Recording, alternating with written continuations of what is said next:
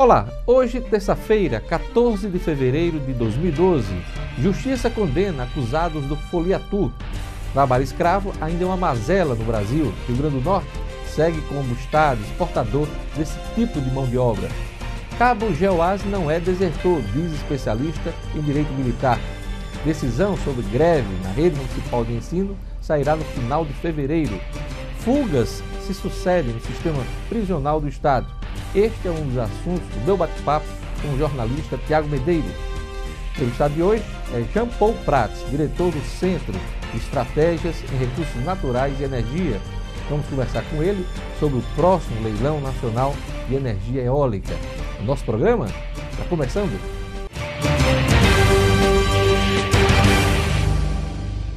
Em pleno século XXI, marcado pela revolução digital e pela globalização, o Brasil ainda convive com a mão de obra em situação análoga à de escravidão, o trabalho escravo, como muitos costumam chamar.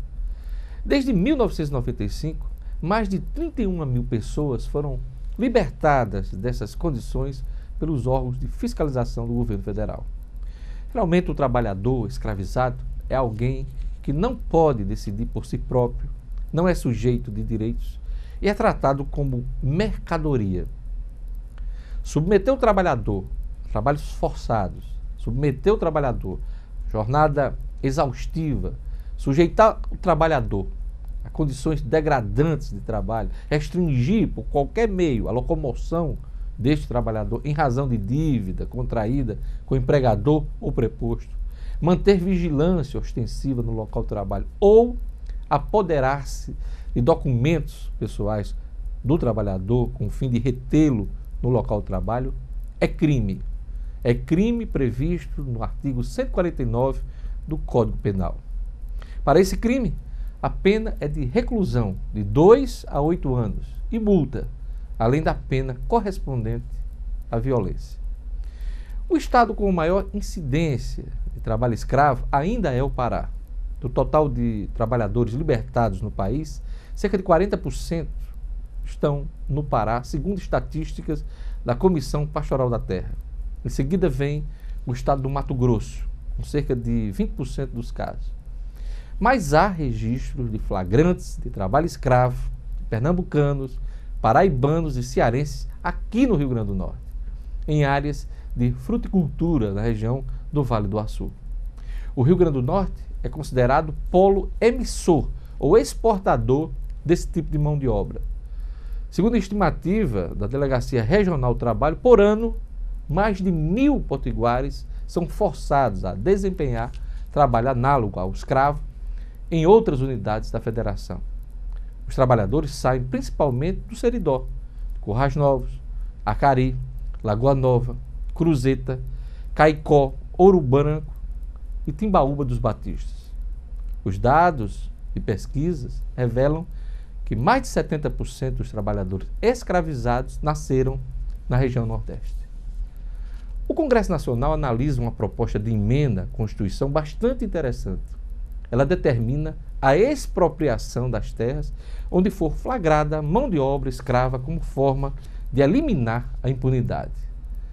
A Constituição do Brasil afirma que toda propriedade rural deve cumprir sua função social. Portanto, não pode ser utilizada como instrumento de opressão ou submissão de qualquer pessoa.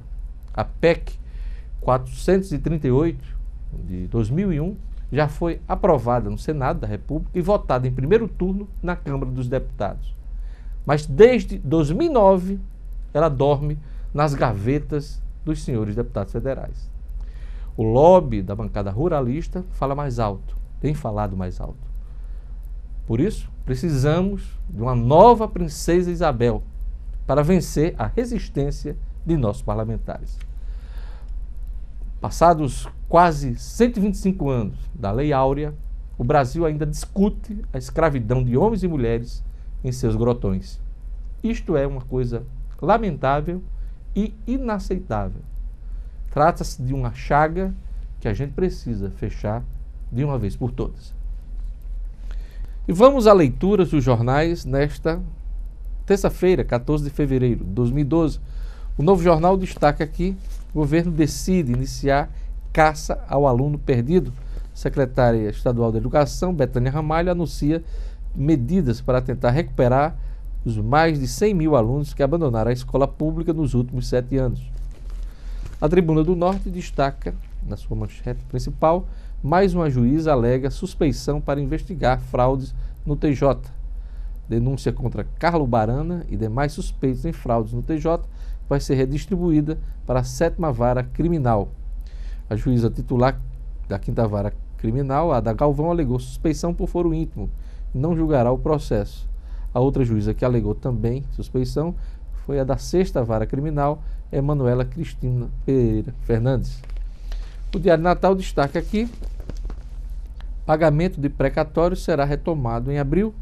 Após fraude, o setor de precatórios do TJ está sendo submetido a uma reestruturação que contará com a atuação de técnicos do Conselho Nacional de Justiça. Os pagamentos serão retomados em abril. E vamos aqui às manchetes e os destaques da internet. O portal G1 destaca aqui a economia internacional. O produto interno bruto da Grécia registrou queda de 7% no 4º trimestre em relação ao mesmo período do ano anterior, conforme informou nesta terça-feira a autoridade estatística helênica. Após revisão, o PIB da Grécia no 3º trimestre apresentou recuo de 5%. No último domingo, o parlamento grego aprovou o plano econômico de austeridade solicitado pelos credores do país, com o qual se ativará o resgate financeiro e sua manutenção na zona do euro. É a crise internacional tomando conta ainda das manchetes no mundo. O Google abre inscrições para 30 vagas de estágio em São Paulo, informa aqui o estadão.com.br. O Google abriu nesta segunda-feira, 13, aliás ontem, as inscrições para 30 vagas de estágio na sede da empresa no Brasil, em São Paulo.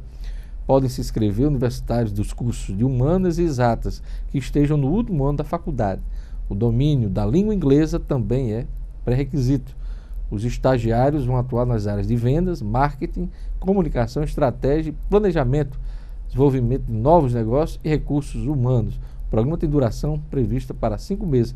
O último estágio do Google, no ano passado, a companhia recebeu 3.500 inscrições e contratou 15 dos 25 estagiários. Então, é uma boa oportunidade.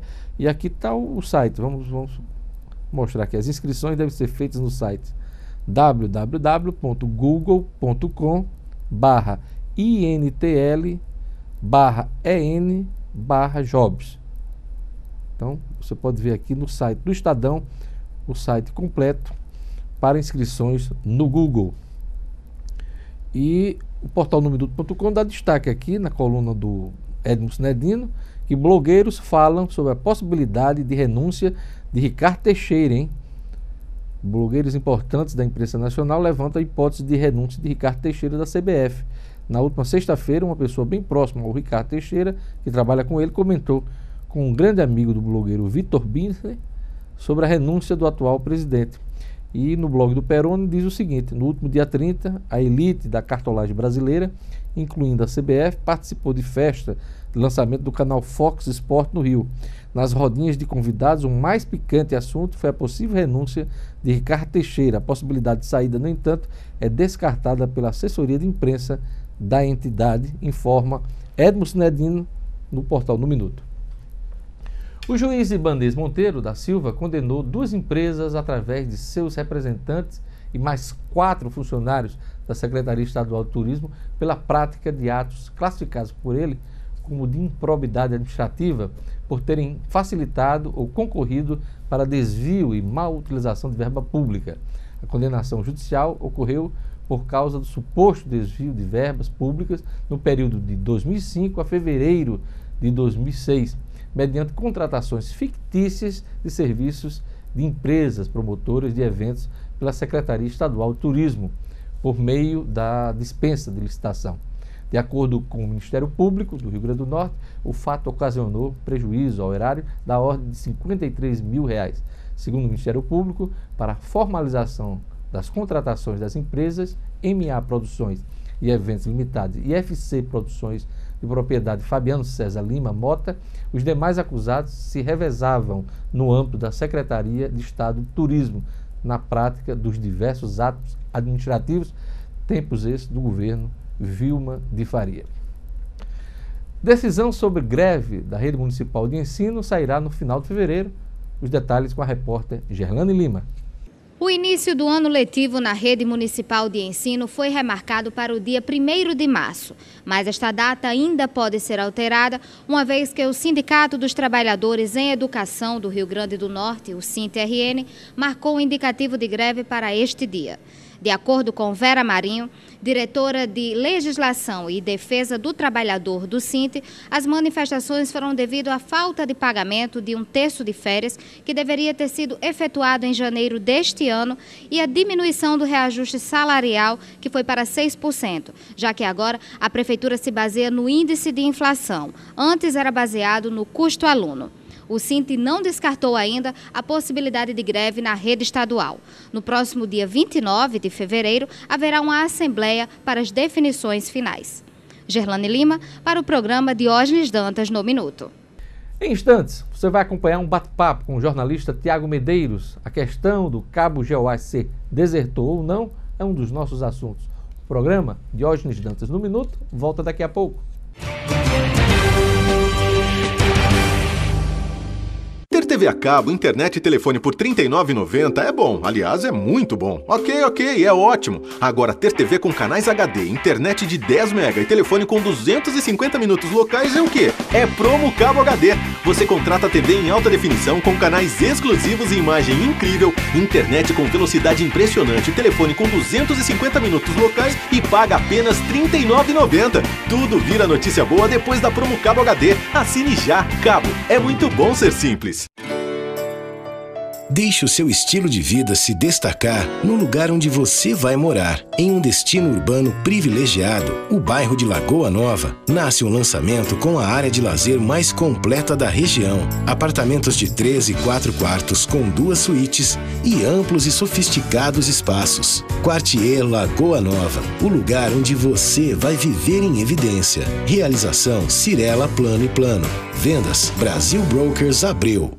A Prefeitura está fazendo mais pelo desenvolvimento de Parnamirim. Vem investindo com eficiência e colhendo excelentes resultados. Tem as menores taxas de analfabetismo e de pobreza de todo o estado. Reduziu significativamente a taxa de mortalidade infantil nos últimos anos. Tem o melhor ensino fundamental dentre todos os municípios da Grande Natal. E já detém a segunda melhor renda domiciliar do Rio Grande do Norte. Sim, Parnamirim, é possível fazer mais. O governo do Rio Grande do Norte está realizando a Operação Verão no litoral de norte a sul. Os bombeiros já estão prontos para orientar e evitar acidentes. Para sua segurança, não nade em locais perigosos ou com água acima da cintura. Nas praias também serão distribuídas pulseiras de identificação para crianças. Fique sempre de olho nos seus filhos e aproveite o verão tranquilo. Operação Verão.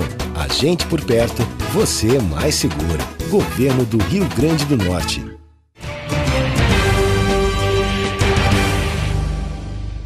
O cabo Geoás dos Santos, presidente da Associação dos Cabos e Soldados do Rio Grande do Norte, que teve a prisão decretada pela Justiça da Bahia durante a greve da PM, se apresentou hoje ao comando da Polícia Militar no Estado. Há uma polêmica em torno da situação dele, desertou ou não, por conta do prazo que ele deveria cumprir, mas isso nós vamos discutir aqui com o Tiago Medeiros. Tiago, que polêmica é essa? Ele tinha que se apresentar na segunda ou hoje, terça-feira? Diógenes, a grande polêmica criou-se em torno do prazo de 8 dias. A partir de quando deveria ter sido iniciada a contagem desse prazo? No decorrer da semana, a Polícia Militar afirmava que este prazo teria sido iniciado na segunda-feira. Mas hoje pela manhã, ao se apresentar ao comando geral, o Cabo Geoás ele não foi preso como desertor. Constatou-se que, na verdade, o prazo se iniciaria a contar na terça-feira. Então, pela legislação militar, ele teria até a meia-noite de terça para quarta-feira para aí sim, em não se apresentando, ser caracterizado como desertor da Polícia Militar. Ele estava respaldado pelo entendimento da advogada especialista em direito militar, Kátia Nunes, né? Exato. O Geoás agora, ele foi preso então pelo mandato expedido pela Justiça Baiana, mas também responderá pela falta ao serviço. esse período em que ele ficou ausente não é porque ele não foi considerado desertor que ele não será penalizado. Ele será sim, ele responderá administrativamente pela transgressão de falta ao serviço. Então vamos por partes, né? Ele tinha uma prisão decretada pela Justiça da Bahia, ele está preso, inclusive hoje, cumprindo essa determinação da Justiça Baiana, é isso? Isso, no sábado, dia 4, durante a greve da Polícia Militar da Bahia, ele e outros 11 policiais militares tiveram a prisão decretada, prisão preventiva decretada, e desde então ele era considerado foragido. Na segunda-feira, logo após na segunda-feira 6, policiais militares ainda estiveram na sua residência buscando por ele. Também na associação? Na associação, e não localizaram. Desde então ele estava foragido da justiça, era considerado foragido da justiça. Isso, hoje com a apresentação dele, né, ele foi preso, foi cumprido esse mandado e agora está à disposição da Justiça Baiana. Quer dizer, além disto, ele vai responder a processo administrativo, porque ele também andou faltando esses dias, né? Ele não é mais desertor, considerado desertor. Isso, ele não é considerado mais desertor, mas também responderá administrativamente pelas faltas ao serviço, por esse período de segunda até hoje, que ele ficou ausente sem nenhuma justificativa. Ele é a primeira vez? É a primeira vez que o Cabo Joás é preso?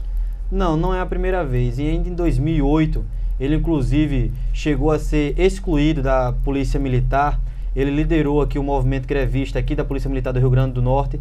E após a greve, ele foi um dos policiais que não foram anistiados e chegou a ser excluído. Mas por uma decisão da Justiça, acabou sendo reincorporado à Polícia Militar. Agora ele vai enfrentar esse processo na Justiça Baiana. Me diga uma coisa, a ordem de prisão não era para manter essas pessoas em presídios federais? Era assim, Diógenes. Hoje pela manhã, como ele foi preso ainda hoje pela manhã, o Comando-Geral da Polícia Militar informará a Justiça Baiana de que ele foi preso e que está aqui no quartel da Polícia Militar, para que aí ela sim, ela determine se ele vai ser enviado para a Bahia, se ele vai ser enviado, levado para Campo Grande, que era a previsão dele ficar num presídio federal lá em Campo Grande, no Mato Grosso. Então assim, agora que a Justiça irá se pronunciar. Pelo enquanto ele está preso aqui no quartel do BOPE. Ô Tiago, existe a possibilidade deste movimento que a gente acompanhou na Bahia, no Ceará e em outros estados, Rio de Janeiro também, que ele venha ocorrer aqui no Rio Grande do Norte? A possibilidade existe, Diógenes. Eu conversei com o vice-presidente da Associação de Cabos Soldados e ele me falou o seguinte: nós estamos mobilizados o tempo todo. Mobilizados em que sentido? Segundo o vice-presidente da Associação de Cabos Soldados da Polícia Militar daqui do Estado, durante o ano passado ainda foi negociado com o governo do Estado basicamente duas reivindicações. O subsídio, que foi aprovado e deverá ser implantado a partir de junho desse ano, e um plano de carreira, principalmente para os praças da Polícia Militar, que eles reivindicam muito que um soldado, ele entra soldado e após 30 anos ele se aposenta como soldado, o que não ocorre com os oficiais. Os oficiais eles têm uma carreira, mas... Um plano de carreira. Eles têm um plano de carreira, exatamente. E segundo o vice-presidente da associação, este plano de carreira está esquecido. Ele não teria sido encaminhado à Assembleia Legislativa para votação, apenas o subsídio. Então, existe sim. Nesse momento, ele fala que hoje não há esse indicativo de greve aqui para o Estado, mas em não se cumprindo esse plano de carreiras, em não se cumprindo o subsídio, há sim a possibilidade de uma movimentação e de uma greve aqui na Polícia Militar. Greve esta ilegal, segundo a Constituição, militares, né, militares em nenhum dos níveis, federal e nos estados, não podem realizar greve. Qualquer paralisação das forças militares é ilegal. Ela já parte como movimento ilegal. Mas não deixa de ser justa as reivindicações salariais e conquistas da categoria. Porque é inadmissível que um soldado entre na carreira como soldado e se aposente como soldado. Não ter nenhum tipo de promoção durante todo o seu tempo de serviço, né? Eu concordo com a reivindicação salarial, eu concordo com essa reivindicação de plano de carreiras, mas por outro lado nós temos exemplos aí como a Polícia Militar de Sergipe. A Polícia Militar de Sergipe, ela é o segundo maior piso nível Brasil, e lá eles não precisaram fazer greve para conseguir isso, eles apenas fizeram cumprir a lei. Então, se por exemplo um policial militar ele estava de serviço e ao ir para a rua ele recebia um colete que estava com prazo de validade vencido, ele simplesmente não ia. Não ia por quê? Para não colocar em risco a sua vida. Então, se o Estado não dava um aparato de equipamentos, não dava uma segurança para que ele desempenhasse suas funções, eles simplesmente não desempenhavam. e isso surtiu um efeito muito positivo lá. Eles tiveram um aumento salarial. Eles não saíram do quartel. Não saíram do quartel. Ele falava, olha, se eu não tenho um colete à prova de balas para me proteger, como é que eu vou enfrentar a criminalidade aí fora? Esse movimento teve um início aqui no Rio Grande do Norte também, aquele segurança com segurança no ano passado, mas aí acabou-se que houve um entendimento com o governo e aí até mesmo fruto desse entendimento saiu a aprovação do subsídio. Geoás está preso no comando da Polícia Militar. O Cabo Geoás, ele se apresentou hoje de manhã no comando da Polícia Militar, mas está preso no quartel do Batalhão de Operações de Polícia Especiais, no BOP, lá na Zona Norte. Agora, depois de Alcaçuz, a preocupação são os centros de detenção provisória. As fugas são recorrentes. A última agora foi na Cidade da Esperança. No mesmo prédio em que funcionava a Delegacia de Plantão Zona Sul. O mesmo prédio onde os policiais civis desocuparam, deixaram e se mudaram para a Candelária porque não apresentavam condições de segurança para eles trabalharem. Isso foi mostrado pela imprensa, inclusive pelo portal No Minuto, meses atrás. Exatamente. E aí agora uma fuga de 8 detentos que estavam presos em uma cela improvisada na garagem da 8ª Delegacia, que funciona no mesmo prédio, no andar de cima. Eles conseguiram arrombar uma porta de madeira e aí tiveram acesso a um prédio comercial ao lado e de lá conseguiram fugir. A fuga ela foi percebida por populares que estavam nesse prédio comercial e informaram aos agentes que de imediato ali tentaram reagir, informaram a Polícia Militar e ontem, ainda no final da tarde, conseguiram recapturar 2 desses foragidos lá na Cidade da Esperança, mas 6 conseguiram fugir e ainda não foram localizados. Apesar das medidas da atual gestão do sistema penitenciário, a coisa parece que anda meio sem controle, hein, Tiago? Diógenes, o grande problema do sistema penitenciário, principalmente desses centros de detenções, é porque, na verdade, são delegacias que foram intituladas centros de detenção. Aliás, isso vem sendo mostrado de forma clara e transparente pelo atual secretário, o Fábio Holanda, né? Exato. E aí ocorre que há uma superpopulação carcerária nesse centro de detenções, uma infraestrutura mínima de segurança, né? E como eu lhe falei, os presos estavam em uma cela improvisada. Falta de agentes também? Falta de agentes, falta de celas realmente para que eles fiquem no local, uma condição digna de que eles fiquem, porque não que eu esteja aqui idealizando condições melhores ou piores para algum preso, mas ele tem que ter uma condição digna, uma condição no mínimo ali de estar no local, né? Se depois você não encontra uma condição sanitária, o preso ele não tem sequer onde fazer as necessidades fisiológicas dele, aí fica improvisando garrafinhas PETs que os familiares levam com suco às vezes para fazer. Então quer dizer, num você local já viu desse, esse tipo de coisa? Você já cheguei alguns a ver, centros? Já, por diversas oportunidades. Isso é algo comum. E todos os centros estão desse jeito, Tiago Medeiros? Diógenes, todos eu não posso afirmar porque eu não estive em todos, mas 80%, 90% eles estão nessa condição. As condições são péssimas, insalubres. É como eu lhe falei, são delegacias que foram transformadas em centro de detenções, então não se preocupou com isso, com condições sanitárias, com espaço. Não adianta você ter um espaço onde cabe 15 e você colocar 80, porque dali não haverá a mínima condição e o único pensamento do preso vai ser fugir. E a primeira oportunidade que ele tiver, ele vai fugir sim, que é o que está acontecendo agora, que a gente está vendo tanto. Não dá para 2 agentes penitenciários fazer a segurança de 95 pessoas, que é o que ocorre aqui no Centro de Detenção Penitenciária de Candelária, provisório de Candelária. Não dá, é algo impossível se fazer segurança de 95 pessoas com 2 agentes de plantão. Complicado. Situação complicada. Muito complicado. O sistema carcerário tem que evoluir muito para que a gente possa ter realmente essa segurança de que saber que o preso foi preso e que não vai fugir. O atual governo vai precisar trabalhar muito na melhoria deste sistema e é o que está prometendo aí o secretário Fábio Holanda. Por último, lei seca. Essa operação verão, né, já terminou, deve se prolongar um pouquinho até o carnaval, mas as blitz vão continuar. As blitz continuam. A Operação Verão, ela teve um efeito muito positivo no número de acidentes. Essas blitz de lei seca, muitas pessoas questionaram, muitas pessoas reclamaram, eram apreendidos algo em torno de 100 habilitações em todas as operações, em todas as barreiras que foram montadas, e muitas pessoas questionavam o transtorno. Mas ao final da operação, o que a gente viu foi o quê? Foi a redução drástica do número de acidentes. É um resultado incontestável. É um resultado que não tem como contestar realmente, não tem como uma pessoa arrumar um argumento para dizer que não foi algo benéfico. Imagine você, seriam 100, em torno de 100 condutores embriagados, com sono, saindo de uma festa, pegando a rodovia para voltar para casa. Aos reclamantes, é bom lembrar que transtorno é quando acontece o acidente. Exatamente. Quando você se depara com um parente, um amigo que é vítima fatal de um acidente de trânsito. E nós temos N casos por aí. Transtorno é isso. Transtorno não é ficar numa filinha, fazer bafômetro, apresentar os documentos. Se você estiver em ordem, se você beber e não dirigir, tá tudo beleza. Tudo resolvido. Se dirigir, é porque não bebeu. Espera-se. É o que determina a lei. Exatamente. E a experiência do verão vai ser usada agora no carnaval. A fiscalização será intensificada novamente nos principais pontos de folia em todo o estado. As blitz da lei seca ocorreram não só aqui na capital, não só aqui no litoral, mas também no interior.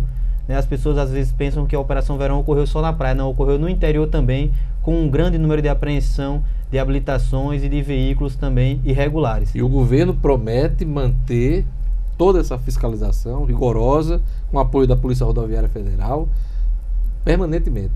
Agora o alvo serão os locais onde tem a concentração de bares e grandes festas populares, né, Tiago? Exato. Por causa do carnaval, o foco principal agora será esse, os principais pontos de folia neste carnaval. Mas as blitz da lei seca, claro que elas não serão mantidas com a mesma intensidade, mas elas serão mantidas aí permanentemente. Não, e elas estão itinerantes. Esse final de semana, se eu não me engano, um dos shoppings aqui, os principais shoppings de Natal, o Natal Shop, tinha blitz perto do Natal Shop e muita gente ficou retida nessa operação. Já teve também em alguns bairros também que tem uma concentração de bares maiores, como Candelária, por exemplo, você já fez a integração ali, né? Exatamente. Onde e é algo que, particularmente, Diógenes, eu só tenho a elogiar. Claro, um trabalho porque tem o nosso aplauso. Previne acidentes e, mais do que isso, preserva vidas. Vidas que, na maioria das vezes, não tem a menor culpa pelo acidente.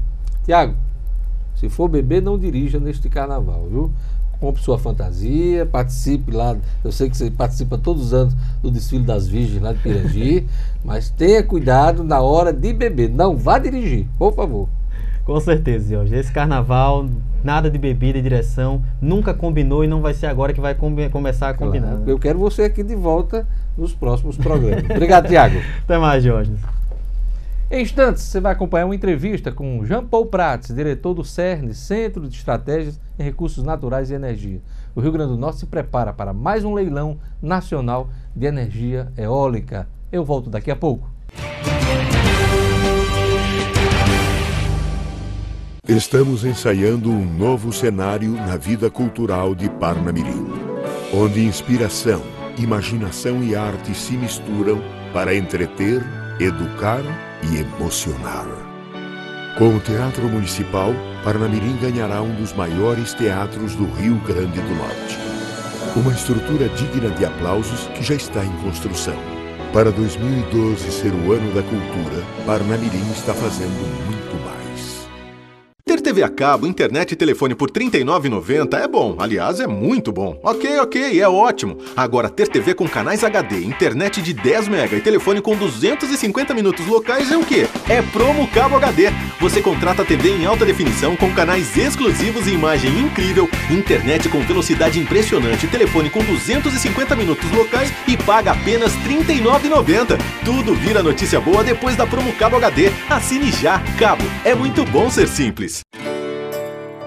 Deixe o seu estilo de vida se destacar no lugar onde você vai morar. Em um destino urbano privilegiado, o bairro de Lagoa Nova, nasce um lançamento com a área de lazer mais completa da região. Apartamentos de 3 e 4 quartos com 2 suítes e amplos e sofisticados espaços. Quartier Lagoa Nova, o lugar onde você vai viver em evidência. Realização Cirela Plano e Plano. Vendas Brasil Brokers Abreu. A Prefeitura está fazendo mais pelo desenvolvimento de Parnamirim. Vem investindo com eficiência e colhendo excelentes resultados. Tem as menores taxas de analfabetismo e de pobreza de todo o estado. Reduziu significativamente a taxa de mortalidade infantil nos últimos anos. Tem o melhor ensino fundamental dentre todos os municípios da Grande Natal. E já detém a segunda melhor renda domiciliar do Rio Grande do Norte. Sim, Parnamirim, é possível fazer mais. Nós estamos de volta com o programa Diógenes Dantas no Minuto. Obrigado pela sua audiência. Hoje eu gostaria de mandar um abraço especial para a jornalista Georgia Neri, que ganhou recentemente uma menininha, a Heloísa. Um abraço também para o jornalista Rubens Lemos Filho. E um abraço para o professor e advogado Alexandre Pinto, especialista no direito do trabalho. A todos, obrigado pela audiência. O Rio Grande do Norte já tem garantido investimentos da ordem de 20 bilhões de reais em energia eólica. E esse valor pode aumentar no próximo leilão nacional do setor no final de março. Acompanhe minha entrevista com Jean Paul Prats, diretor do CERN, Centro de Estratégias em Recursos Naturais e Energia. Jean Paul Prats, o Rio Grande do Norte se prepara para mais um leilão de eólica agora em março. Qual a expectativa? Expectativa boa. Nós temos visto uma concorrência entre os estados cada vez mais acirrada, não é? Então é compreensível que os outros estados tenham feito também seu dever de casa. Esses leilões são muito competitivos, cada vez estão mais competitivos. Nós estamos já falando de energia eólica abaixo de R$100 o megawatt. Era um preço praticamente impensável quando começou a série de leilões de 2009. Há muitos empreendedores que já hesitam em participar do leilão nesses níveis, preferem ir militar no mercado livre, que é onde se compra energia diretamente, compra e venda é negociada diretamente entre comprador e vendedor. Aliás, são essas duas formas, né? Leilão, exato, vender para o governo federal. Existem duas formas, né? Ir para o leilão federal, conquistar um contrato garantido pelo governo federal por 20 anos de compra de energia, mas é uma situação de uma disputa enorme, é um leilão reverso, quem dá menos tarifa ganha o contrato. E o outro é a negociação direta no mercado livre, através das corretoras de energia, né, que existem por aí. Então, essa competitividade que eu estava me referindo, ela tem tornado os estados mais próximos, digamos assim, né, principalmente com o fim da possibilidade do BNB de financiar projetos no Nordeste, né, de eólica. Isso tornou ainda mais igual a disputa, por exemplo, com o Rio Grande do Sul, a Bahia. A Bahia desenvolveu bastante um parque, uma região eólica com potencial eólico grande no interior, que tem menos dificuldades de licenciamento, por exemplo. E o Ceará vem retomando algumas posições, melhorou seu sistema de licenciamento, agilizou seus sistemas burocráticos, portanto, pegou aí, todos eles meio que chegaram no mesmo nível do Rio Grande do Norte, onde nós fizemos um trabalho, e esse governo atual continuou, que foi de privilegiar esses projetos, atendê-los especificamente, né, que fez com que justamente o Rio Grande do Norte galgasse tantas posições entre 2009 e 2011. Apesar da concorrência de estados como o Ceará, a Bahia, o Rio Grande do Norte tem garantido aí investimentos da ordem de 20 bilhões de reais nos próximos 5 anos, né? Por aí, exatamente. A estimativa é essa. A gente tem aí já garantidos essa ordem de investimentos. É um investimento que pelo menos 1/3 fica no estado, é feito diretamente na forma de aporte às regiões, compras locais, construção local, emprego local, pelo menos 1/3 disso garantidamente. E o resto vem também na forma de investimentos em equipamentos, em know-how, em projetos. Então, quer dizer, é um investimento bastante grande, que inclusive a gente tem dito, olha, eu desafio alguém a encontrar um ciclo econômico que tão rapidamente tenha garantido tanto investimento, né? Em 5 anos nós temos aí 20 bilhões de reais, 20 bilhões de reais de expectativa de investimento e já provavelmente 1/3 disso já realizado. Quer dizer, nós tivemos lá nas obras e já dá para sentir isso nas comunidades? Já dá para sentir isso perfeitamente. Nós estamos no auge das obras dos leilões de 2009. Né? Já inauguraram-se 4 parques de mangue seco da Petrobras em Guamaré, já estão operando. São parques que nós leiloamos, nós participamos do leilão em 2009. Né? Agora vai haver uma sequência até agosto de novas inaugurações, vários parques têm que entrar em andamento, são os parques ainda de 2009, depois ao longo do ano que vem, 2010, todos os leilões de 2010, que são muitos megawatts. Então daqui para 2014 tem vários parques eólicos entrando em andamento. Portanto, hoje você está no meio, no pico de algumas das obras e chegando no pico de outras no ano que vem. Isso é um rebuliço, no bom sentido, econômico nas regiões, em algumas regiões, inclusive, que viviam de agricultura de subsistência, de Bolsa de Família, basicamente disso, como o Mato Grande, como o Litoral Norte, né? Então, assim, é realmente uma inserção importante na economia. Agora, como tudo que tem de muito bom, tem também alguns efeitos, né? Quais então, os efeitos? Tem que ser tratados. São efeitos que eu chamo de traumas da construção ou trauma da obra, né? Quando a gente faz obra em casa, ou faz obra no escritório, ou faz obra na rua, né, as obras da Copa, qualquer obra é uma obra, é um trauma, né? Um trauma na nossa vida. Faz barulho, esburaca, produz poeira. Então, tudo isso acontece também nessas regiões enquanto os parques estão sendo construídos. Depois, há uma melhoria em geral, normalmente isso requer negociações, compensações com as comunidades locais, e esse é que é o grande segredo para evitar esse tipo de problema, né? Então um dos papéis lá do CERN, por exemplo, é justamente participar desse processo de conciliação de interesses. Promover essa integração. Promover essa integração regional, local, né? Sem usar disso fazendo demagogia ou promovendo um ou outro, usando partidarismo, nada disso. São questões muito concretas. A escola, o consultório dentário, políticas de ensino local para crianças. Qual local você destaca, só para a gente ter uma ideia? Você que tem visitado os parques. Olha, João Câmara, Parazinho e Pedra Grande têm recebido bastante ajuda, compensação nesse processo. A população tem participado bastante, as comunidades, né? Principalmente as comunidades mais isoladas. Isso às vezes não envolve necessariamente o núcleo principal da cidade, ele participa, obviamente, né? Mas principalmente as comunidades que estão em torno, ou às vezes inseridas dentro de um parque eólico. O parque eólico é muito grande, às vezes tem comunidades que estão dentro dele, né? Então, esse trabalho das empresas, essa interação com essa comunidade local é muito importante, porque realmente você não faz sentido você trazer todo esse processo, né, fazer todo esse investimento numa região e limitar aquilo, né, circunscrever aquilo a meia dúzia de beneficiados ou simplesmente ao seu próprio pessoal, né? Então as empresas têm essa consciência, todas elas têm essa consciência. Muito raramente você vai encontrar casos discrepantes, como foi o caso de Galinhos, onde houve ali aquela primeira preocupação, que aparentemente já está sendo contornada, né, e ajustada, porque na questão ambiental também sempre há um jeito de adaptar o processo. Essa discussão é natural, é normal você ter isso, né? A empresa já não chega lá vendo tudo que pode causar. Então essa interação, esse debate, ele faz parte do processo também. É um avanço. E com isso nós vamos à frente, né? O importante é que a gente gere energia renovável, sem grandes traumas e gerando o máximo de desenvolvimento local possível. Todo o litoral brasileiro está voltado hoje para a questão da produção de energia eólica, né?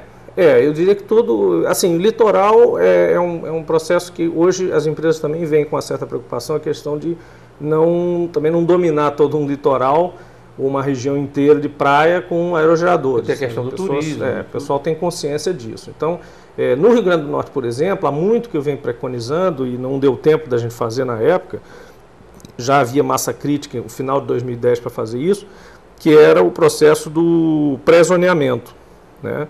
Que seria e o IDEMA vem trabalhando nisso, pelo que eu sei, conversado com o pessoal lá, né, que é fazer um pré-zoneamento, quer dizer assim, olha, onde vai ter parque eólico, onde pode ter, onde não pode ter, porque evita a especulação. Porque quando está tudo muito, muito aberto, muito livre, qualquer um chega em qualquer fazenda, em qualquer lugar, começa a colocar um projeto. E depois, se você vetar, fica aquela história, eu já fiz o investimento e tudo, perdi. Então, se desde o início o sujeito já souber que em uma determinada região pode, outra determinada região não pode, está pré-zoneado, como numa cidade, plano diretor, etc., fica mais fácil, né? Porque você não frustra expectativas, não quebra o investimento de ninguém, né? Praticamente já fica definido isso. E o Rio Grande do Norte tem um território menor do que outros estados, é possível fazer isso perfeitamente, e há muitas regiões ainda, mesmo com pré-zoneamento, com potencial para ser explorado. Mas estamos longe de um ponto de saturação, Japão? Acho que ainda sim. Eu acho que não vai existir um ponto de saturação da eólica, né, se nós soubermos gerir isso. Esse processo dos ciclos, né, de construção, de novos parques, de leilões, etc. É bom que se diga que a missão governamental, a gestão local, da qual também fazem parte instituições como as nossas, não necessariamente só o governo, tem muitas coisas a fiscalizar e a olhar durante esse período também. Não é só conquistar megawatt no leilão, isso é a primeira parte. Depois nós temos todos esses processos que a gente descreveu, junto às comunidades, junto ao meio ambiente, etc, etc. Junto ao conteúdo local que está sendo usado, né, atrair fábricas. Aliás, tornar o projeto perene, né? Exatamente. Tentar atrair fábricas, apesar da nossa dificuldade logística portuária e rodoviária, mas principalmente portuária e oceânica, né? Mas tentar atrair fábricas até, ou centros de manutenção, que seja. Né? Então, existe uma política pesada, não pode dormir no ponto de jeito nenhum. Né? Tem que ficar todo dia fazendo o acompanhamento desse processo. É um babysitting mesmo, né? Tem que ficar fazendo esse tratamento, porque senão a coisa foge do controle e aí sim gera uma bolha e uma hora satura e para. O novo leilão de eólica vai acontecer em março. Que dia? Não me lembro qual é o dia, acho que é 22 ou 25, mas acho que é no final do mês, né? Final de março. E final do março. É bom que se diga que ele não é só um leilão de eólicas, é um leilão de energia. O governo federal fez uma primeira vez em 2009 um leilão específico para eólica, para zerar a viabilidade, para ver até onde ia, e depois passou a colocar a eólica em teste, né? Fez primeiro um leilão onde era só ela com biomassa, e logo em seguida a EPE colocou um vale tudo. Né? Botou as térmicas, botou térmica Esse gás. vai ser um vale tudo. Esse também é. A energia vale todo tipo de energia. Mas para o Rio Grande do Norte, a grande atenção infelizmente só não tem a solar ainda, que eles ainda não admitiram assim uma certa viabilidade para colocar, para deixar que elas participem. Na minha opinião, eu tenho expressado isso junto à EPE, ainda esse ano nós deveríamos ter um leilão teste para solar, como fizemos em 2009 com a eólica. Estamos fazendo um lobby do bem em relação ao Maurício Tomasquinho, nosso amigo presidente da EPE, em relação ao pessoal do Ministério, para que se faça um leilão teste, um zero, né, para a solar. Mas do ponto de vista do Rio Grande do Norte, o grande interesse é a energia eólica. Né? Ainda é. A energia eólica é justamente onde a gente se destacou bastante. Né? Então, ainda somos o Estado, apesar do Rio Grande do Sul ter ganho um desses últimos leilões de 2011, em primeiro lugar, nós ainda somos, no agregado, disparado, o maior número de megawatts em implantação do Brasil. A Petrobras entra no novo ciclo agora com a posse de Graça Foster, uma funcionária de carreira, começou como estagiária de engenharia e chegou à presidência da Petrobras. Para o Rio Grande do Norte, o que representa aí essa nova etapa? Eu acho que principalmente representa para o Brasil uma meritocracia extrema. Né? Graça é uma pessoa que não militou, digamos, ela tem suas preferências, sua militância política, mas não é uma pessoa que veio indicada ou guindada por partido, etc, etc. Para a Petrobras isso é importante, porque a Petrobras não é e não pode ser uma empresa essencialmente política. Ela tem uma componente política, é uma empresa estatal, tem uma componente estratégica para o Brasil, mas é uma componente de programática de energia, de gestão de energia do Brasil. Não é uma componente que permitisse um cargo 100% político. Então, Graça galgou todos os passos que uma futura presidente de uma empresa qualquer de grande porte, como a Petrobras, poderia ter. Eu digo sempre que ela, se houvesse um programa de trainee para presidente, ela seria o primeiro resultado desse programa de trainee para presidente da Petrobras, porque ela passou por absolutamente todas as áreas da companhia, desde a petroquímica até a exploração e produção. Esteve aqui no Rio Grande do Norte, desde o refino, combustível. Passou um tempo aqui no Rio Grande do Norte na exploração e produção da Bacia Potiguar, geriu o CEMPES, o Centro de Pesquisa, né, de altíssimo nível da Petrobras, passou como presidente da BR, foi diretora de Gás e Energia, foi gestora da construção do gasoduto do Brasil-Bolívia, no final dos anos 90, foi quando nós nos conhecemos, lá trabalhando nessa questão do gasbol. Então, quer dizer, é uma pessoa que está extremamente preparada, conhece a empresa, conhece quem pode dar pela empresa e quem não serve. É realmente uma conquista. Que história é essa? Que eu acho que a Dilma da Dilma. Eu acho que tem um simbolismo, antes até de falar dessa faceta, o simbolismo é o seguinte, é um simbolismo que nos enche de orgulho a todos que trabalhamos profissionalmente dentro de coisas que aparentemente ou estão ligadas à política ou estão de uma forma. Então, funcionário público, funcionário de estatal, orgulhe-se dessa conquista de Graça Foster. Isso é um recado interessante, porque é a pessoa que chegou lá, né, ganhou, e a própria Dilma é isso também. Quer dizer, nós estamos numa fase que é um alerta para essa turma da política, principalmente, entendeu? Quer dizer, os Barnabés chegaram lá. Então, cuidado, porque não é possível mais fazer promessa demagógica sem fundamento técnico, sem ter uma Dilma, uma Graça do lado. Não façam mais isso, porque dizer que o aeroporto é grande, no final o aeroporto é pequeno, dizer que tem porto, depois não tem porto. Então essa coisa para o Rio Grande do Norte, você perguntou o legado para o Rio Grande do Norte, o legado para o Rio Grande do Norte é esse. Cuidado, ouça o que o líder político fala, com muito valor, com muito peso, mas procure saber dele, ou do assessor dele, ou de alguém, se aquilo tudo tem fundamento econômico e financeiro. Em desenvolvimento econômico não se brinca de promessa, não. Ou se faz e se mostra o número, ou é demagogia. O caso do Porto de Natal, na outra margem do rio, é um exemplo disso. A classe política falou muito nesse porto, nesse terminal, sequer ele entrou no plano plurianual. Pois e ontem o presidente da Federação sequer das tinha Indústrias, projeto. Exatamente isso que eu ia dizer. O presidente da Federação das Indústrias, Amaro Salles, dizia que nem projeto tinha, nem estudo tinha. Não, mas pior do que isso, os próprios diretores da Codern disseram, o próprio Hanna, que é nosso amigo e é muito competente, assumiu, diz, no final, diz, olha, não tinha projeto. Quer dizer, como é que o pessoal vai, diz uma coisa, e a própria empresa técnica, o próprio diretor técnico da empresa, depois diz, não tinha projeto. Então, quer dizer, ouçam os Barnabés, porque se você considerava que técnico é técnico só para colocar num cargo e depois chutar para fora, cuidado. Que Dona Dilma chegou e Dona Graça chegou. E outros poderão chegar. Falar em Dilma, por que ela é considerada a Dilma da Dilma? E porque tem também a imagem do caveirão da Petrobras. Lá vem o caveirão. Ela realmente é uma pessoa incisiva, uma pessoa que cobra muito. E isso normalmente é como a Dilma, aquelas histórias de lugar comum que a gente ouviu tanto quando Dilma assumiu a presidência. Quer dizer, não, é mulher e é severa, então é durona, é isso, é aquilo outro e tal. Não é bem assim, né? A gente já se acostumou com isso agora, né? Nós temos mulheres aí fortíssimas em todos os segmentos. Governadoras, nós tivemos duas, uma sucedendo a outra, né? Pessoas com fibra, pessoas decididas, né? Que cobram das pessoas, têm seus grupos de trabalho e lideram esses grupos de trabalho, inclusive no primeiro escalão de grandes empresas, como é o caso agora da Graça. Então, assim, é natural que uma mulher... ou um executivo qualquer, não por ser mulher, isso até já é uma colocação depreciativa. Para se impor tem que ser dura. Não é dura. A Graça não é uma questão de grosseria ou de ofensa nisso, não.